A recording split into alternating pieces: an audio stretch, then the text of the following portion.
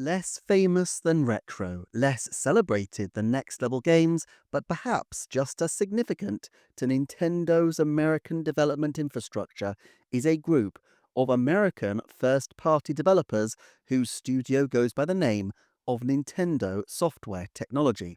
Founded in 1998 in Redmond, Washington, and under the leadership of long term business development executive for Nintendo of America, Tim Bechtel, the company has been responsible for developing multiple titles over the years, including Wave Race Blue Storm, the little remembered but technically impressive Metroid Prime Hunters, and the notorious but cancelled Project Hammer, in which Shigeru Miyamoto wanted players to enjoy the thrill of waving around a massive hammer. More recently, their original output has stalled, with most of their efforts going into the Mario vs. Donkey Kong series, which they shepherded from the off, as well as offering development support and porting help to one Nintendo department in particular, EPD8, which is the Tokyo-based Nintendo team responsible for the 3D Super Mario titles, as well as a few other highlights such as Captain Toad Treasure Tracker. They also appear to have supported on indie-developed titles like Snipper Clips, Good Job, and The Stretchers, and most recently they developed the F-Zero 99 game, their only completely original title besides Mario vs. Donkey Kong in over a decade. Nintendo Software Technology are based alongside the rest of Nintendo of America in Redmond, and while we don't have direct numbers for the development staff specifically, the last details we had suggested that in 2019 they had 50 people working there, and their website still refers to them as a small team. Nevertheless, it would appear that the entirety of Nintendo of America's presence in Redmond grew from around 500 members of staff in 2019 to over 1,000 in 2021, and this was before the company closed down their San Francisco branch in 2022. And currently, Nintendo Software Technology are looking for 8 positions, and their blurb states, "We are always looking out for people." All this suggests to me that it's likely the group is potentially expanding. Of course, Nintendo is fussy and can afford to be fussy about who they recruit, and the website does emphasize that it is a small team, but it would be surprising if this team were not expanding, given that most of the company continues to expand. As they say on their website, there are many more games to come from this team, and I think we should take them at their word. Despite being that small team, they nevertheless seem to put out games with a regular cadence. The fact that they talk about many more suggests that they are focused very much on smaller titles or ports and remasters, and so I think there is a very high, 90% or so chance that we will see another title from them by the end of 2027, and a very good chance, 70%ish, that one drops before the end of 2026. So, what could they be working on? In the 2024 Mario vs. Donkey Kong game, it was nice to see Vivek Melwani returning as director on this title as well, confirming that he was still a major player for Nintendo Software Technology. Melwani hasn't directed a Mario vs. Donkey Kong title before, but he did direct some rather important titles back in the day, such as 1080 Avalanche and the Ridge Racer DS port, which was a relatively big deal back in the day. Meanwhile, Moby Games reports that Nintendo Software Technology's other recent original title, F-Zero 99, was led by neophyte game director Chris Polney, whose team of a few dozen core staff includes some overlap with the Mario vs. Donkey Kong team. Basically, while there is some overlap, it is possible to think that this already small group, Nintendo Software Technology, are capable of having 2 or maybe even 3 projects noodling around at the same time. One perhaps being focused on a larger retail release, whether remakes such as Super Mario 3D World or Captain Toad, or even new Mario vs. Donkey Kong, and a smaller title alongside such as F-Zero 99 or supporting particularly on Snipper Clips in 2017. An obvious series for them to continue would be Mario vs. Donkey Kong. Did the February 2024 release of that game light the world on fire with rave reviews, carnivals in the street, and teary-eyed acclamation from all? Maybe not, but it was a decent game, and its small scale meant that expectations were commensurately lower. Moreover, it's one of those reliable franchises that Nintendo can put out, and whether by reutilizing old material or venturing forth into a whole new game, there is a lot of potential for Mario vs. Donkey Kong to come back. There has also been a long history of these titles pootering along as a smaller concern alongside the more major Mario entries. Still, Mario's lineup is likely to be fairly dense in years to come, even by his standards. New Mario Kart and 3D Mario titles are a 90% lock-on for 2025 to 2026. Plus, we'll soon be due a Mario Sports title. A new game from the 2D team is plausible by around 2027, and there's often a lot more besides, such as Luigi's Mansion. Nintendo has never had a problem with lots of smaller Mario games proliferating, and especially as the Switch transitions to becoming a cheaper second-string console in the manner of the 3DS in its dying days, Mario vs. Donkey Kong could be exactly the kind of smaller title that could find some small level of success. But I'm not sure the market is such that they're going to want to release a second version of this game on the same hardware so soon after the 2024 entry, and I feel there are stronger possibilities for this team in terms of future projects. It feels to me, therefore, only 50% likely that we will see Mario vs. Donkey Kong back by the end of 2027. Now, of course, the revival by Nintendo Software Technology of F-Zero was telling.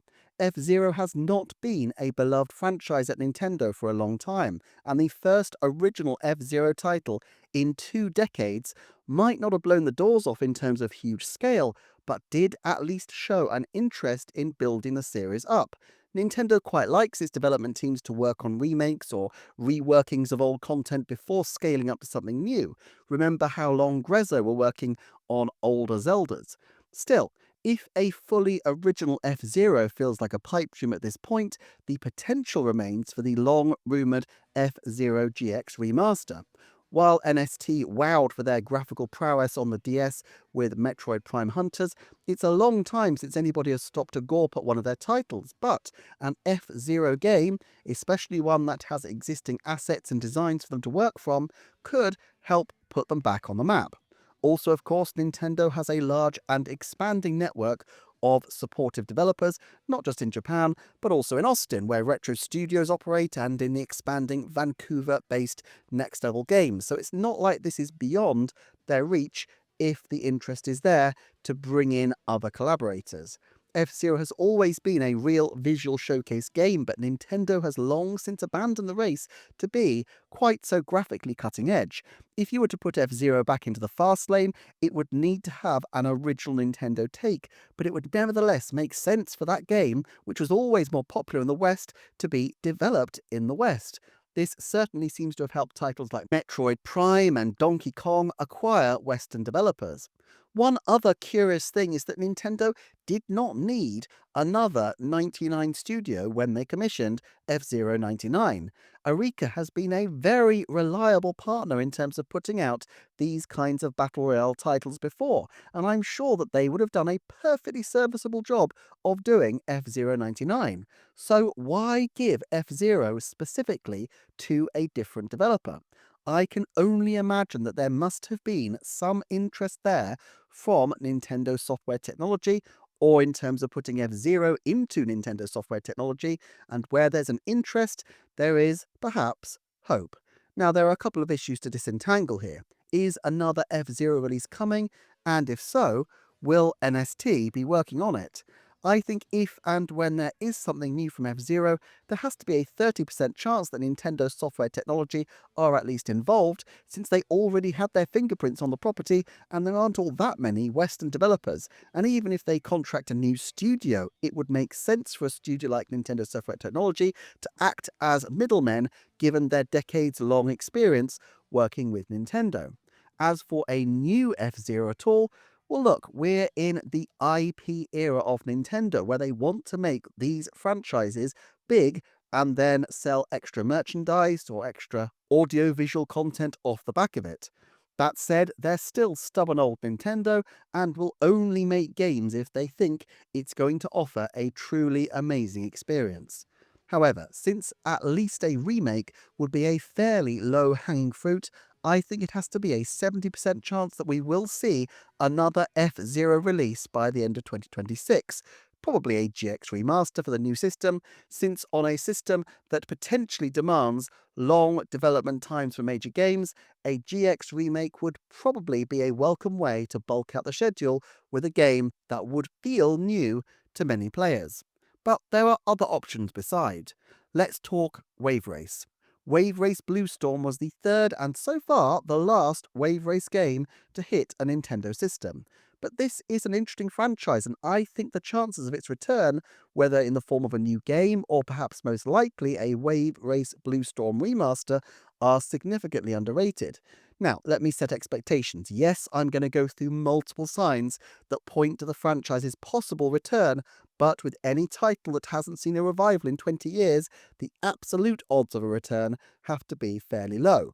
Therefore, I'm calling it up front as about a 30% chance of a new Wave Race game being announced or released before the end of 2027. Though, of all the possibilities, Wave Race Blue Storm feels most likely to get the return treatment in the form of some kind of remaster, or at least a bare bones re release of the original GameCube title, in the manner of Pikmin 1 plus 2. Despite its big name, Wave Race has only had 3 titles to its name. One was the original 1992 Game Boy title, but it was Wave Race 64 on, you guessed it, the N64, that really made it a splash hit. Wave Race 64 was significant not just as a great game, but at the time, Nintendo was pushing new hardware into the midst of a tense battle for console dominance between the newly emerged Sony PlayStation and Sega, who are coming off tremendous 16-bit success, particularly outside Japan. Now, Nintendo is comfortable being out of the graphical arms race these days, but in those days, the look of the water was incredible, especially when only the most talented of dev teams on the Sega Saturn could pull off transparency. Chucking Wave Race Blue Storm onto the launch window of the GameCube probably had a similar logic, a graphical calling card with broad marquee appeal. That is not Nintendo's MO now. It hasn't been for a very long time, and perhaps the death of Wave Race is symbolic of their change of approach to focus on clear blue waters rather than the froth and foam of the PlayStation and Xbox console war. But the Wave Race franchise has never seemed too far from a potential revival. Indeed, on the Wii, a proposal was assembled and a patent filed for a motion control version of the game. Games journalist Liam Robertson reported, after a brief development of no more than 3 months, work on the prototype concluded and the group presented their pitch to NCL's board. One source related to the studio claimed it had generated considerable interest among members of Nintendo of America and Nintendo Company Limited, the Japanese branch, alike, but it was ultimately shot down regardless. After the demo was tested by those present, complaints apparently were leveled at the game's motion controls, specifically that they, quote, didn't feel right. Nintendo therefore declined funding to the project, and full development did not proceed, ending work on it as a result. And all this was developed under the aegis of, you guessed it, Nintendo Software Technology. Wave Race Blue Storm was one of their earlier projects, and Wave Race Wii would have been another. However, Yoon Jun Lee, who apparently headed up the dev team, was an engineering lead on the 2024 Mario vs. Donkey Kong, so he is still at the company in a senior role, meaning that there is someone with deep experience of, and presumably passion for, the franchise who could still take it forward. Even then, there's a tidal wave of reasons why a new Wave Race is unlikely to hit. It was a franchise from a different era before Iwata's Blue Ocean Revolution. It's a style of game, fairly realistic racing titles, that Nintendo has shown zero interest in of late, and Wave Race 64 is already on the N64 app on Nintendo Switch Online. Wave Race Blue Storm would be a logical addition to an eventual GameCube addition to NSO, so why fuss about with a remake? Well look, F-Zero is in that very similar position, and yet F-Zero GX is heavily tipped for a remake, and there's a lot of hype around other GameCube titles potentially receiving ports. We know that Nintendo have developed a GameCube emulator for Switch that can upscale because they showed it off in 2020 when they put Super Mario Sunshine onto the Super Mario 3D All-Stars collection. If they decided that these GameCube classics have more potential upscaled to serve as, say, $30 eShop releases, Wave Race Blue Storm might be a good go-to title. After all, the franchise has always managed a steady cadence of hype and commentary in the game's press, despite not having seen a new release in over 2 decades. Fast RMX and the Tourist devs Shinnen praised it on Twitter in August 2020. For years, Shinnen have been tipped as potential F-Zero developers, given the clear influence of F-Zero on their own Fast RMX, although they have always flatly stated that they want to develop their own games. For this reason, I don't think this tweet remotely hints at an actual Nintendo collaboration, and indeed, I can't think of a better way to incur the wrath of Nintendo's ninjas than to hint at a game you're developing on social media. No, if Shinnen are working on anything even remotely in this field, it would be a Wave Race style game, just like Fast RMX was an F-Zero style game, perhaps even a spin-off of their fairly popular title, The Tourist. But Wave Race has another surprising person in the corner in the form of the head of EPD itself, the head of Nintendo's entire game development operation, Shinya Takahashi. One of Nintendo's most senior execs and most often the face of the Nintendo Directs, Takahashi was the director of Wave Race 64 on the original N64 and made the gaming press briefly in 2018 when he cryptically teased that the franchise, quote, could come back. Of this specific comment, which is after all 6 years old, nothing new has emerged. Perhaps he was referring to Nintendo Switch Online, perhaps he was hinting at a project at some stage of development with an EPD, or more likely, he was just being playful. But Nintendo sits on games for a long time, so if they had a long-term strategy to produce up-res GameCube ports, it's possible that Wave Race Blue Storm was waiting for the big tick from his office even as far back as 2018. And even if it's not, his history with the franchise and influence perhaps means that there's a greater chance than with other franchises that he would smile upon initiatives to revive the series. Who might actually work on such a game? And this is a tricky one. Wave Race Blue Storm director Shigeki Yamashiro seems to have recently ended his long stint at Nintendo Software Technology in Redmond. After over 3 decades of developing video games, the waves he's most likely to be catching are on a relaxing cruise. But if, and this is a real reach here, but if he's setting up his own games company independent of Nintendo Software Technology after all these years, wouldn't a Wave Race remaster for Nintendo be a strong first commission for the company? Remember, Nintendo don't deal so much with companies as they deal with people.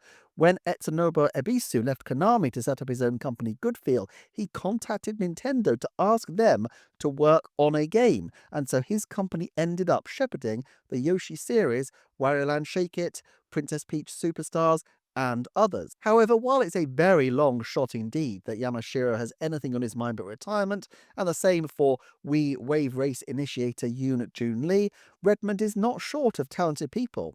Not all of these people will be game development staff, of course, but since Nintendo is building up its North American game development arm again, with frequent hires at Retro Studios in Austin and Next Level Games in Vancouver, it does make sense that they would also use the success of the Switch to invest in developing their Redmond staff as well. And this is why I come down to a Wave Race Blue Storm remake over a wholly new title. Fun that it would be, I just don't see a development team and project leader able and willing to take that on, and actually I'm not sure whether a new game in that series would even be needed at this point, bearing in mind that Nintendo usually likes to re-release an older entry first. But Wave Race Blue Storm Remastered, well, that could make quite a splash and feels like the likelier option. And if we're going into classic Nintendo franchises, then Nintendo Software Technology mainstay director Vivek Malwani's prior game, 1080 Snowboarding, would also be very interesting to see return. Whether or not they would revive the specific franchise, I'm less sure, but snowboarding has a lot of potential as a gameplay style in its own right, even if they don't use the 1080 branding. It's possible to imagine a snowboarding mode being a popular addition to a Switch sports style collection if they can figure out a way to get the motion controls right. And while Mario has many sporting achievements to his name, would he dare to tackle Mount Wario without a cart? Statista suggests that snowboarding is decreasing in popularity in Japan and a long way from the height of its popularity there after the Nagano Winter Olympics in 1998. Therefore, I don't know that there will be the same impetus from Japan, either from a business perspective or from the point of view of younger developers keen to incorporate the sport into new titles, as there might have been in previous years. Still, Mr. Malwani's history with the franchise makes me feel it can't be completely ruled out, and so I'd say there is a 10% chance we will see something snowboarding themed from Nintendo Software Technology by the end of 2028.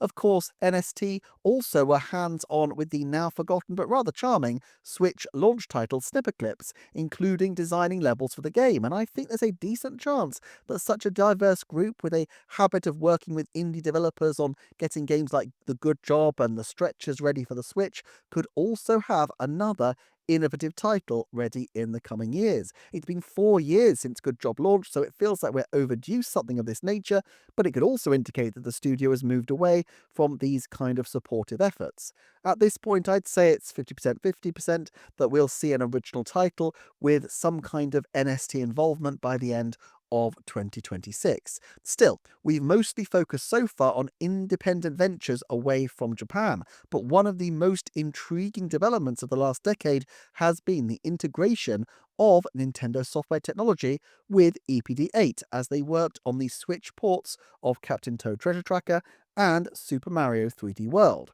Not the Bowser's Fury section, just the original port.